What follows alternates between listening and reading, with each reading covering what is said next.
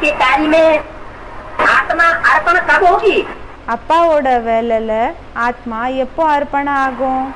श्रेष्ठ आत्माएं अर्पण कब होगी? உயர்ந்த ஆத்மாக்கள் சிறந்த ஆத்மாக்கள் எப்போ அர்ப்பணம் ஆகுவாங்க?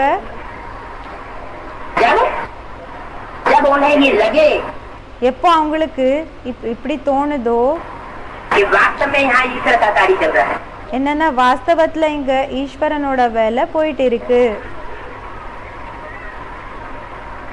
तब उनको ये अंदर से अनुभूति नहीं होती। இந்த அனுபவம் அவங்களுக்கு ஆகுறது இல்ல. जहाँ देखो वहाँ शैतानों का राज्य लगा पड़ा है। எங்க பார்த்தோம்னாலும் அங்க சைத்தான்களினோட ராஜ்யம் தான் பரவிருக்கு இருக்குது. शैतानों जैसी एक्टिविटी देखने में आती है। சைத்தான்கள் போல செயல்கள் தென்படுது, ஆக்டிவிட்டி தென்படுது. तो जैसे हम अंधेरा कायम रखने वाले असुर है, அப்போ நாம இருட்டை தொடர்ந்து வச்சுக்க கூடிய அசுரர்கள் ஆயிட்டோம். जिन्हें रात्रि ही अच्छी लगती है, इसलिए उनका नाम है। அவங்களுக்கு இரவு தான் பிடிக்கும், அதனால அவங்களோட பேரா இருக்குது. शास्त्रों में निशाचर, சாஸ்திரத்துல அவங்களுக்கு என்ன பேர் இருக்குன்னா நிஷாச்சர். कहाँ विचरण करते रहते हैं?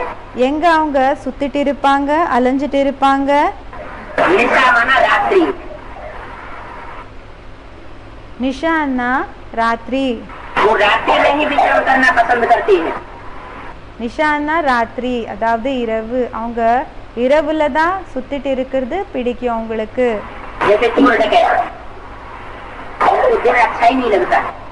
எப்படின்னா அவங்களுக்கு பகலன்னா பிடிக்கவே பிடிக்காது. दूसरों को भी चाहते हैं कि ये हमारे समान बन जाए।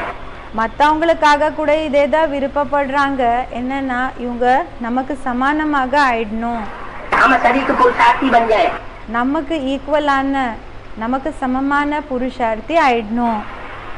और खुद भी ऐसे ही रास्ते पर चलते हैं। பிறகு சுயம் கூடயோ அதே மாதிரி ராஸ்தல தான் வழிக்கு தான் போகிறாங்க. बाकी घर में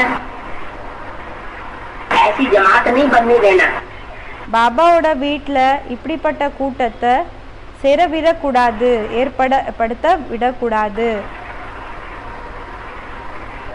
वाइब्रेशन बनेंगे, அதாவது இப்படிப்பட்ட ஜாதியில் இருப்பாங்களே இவங்கள உன்னாக அவங்கள இருக்கிறதுக்கு விடக்கூடாது.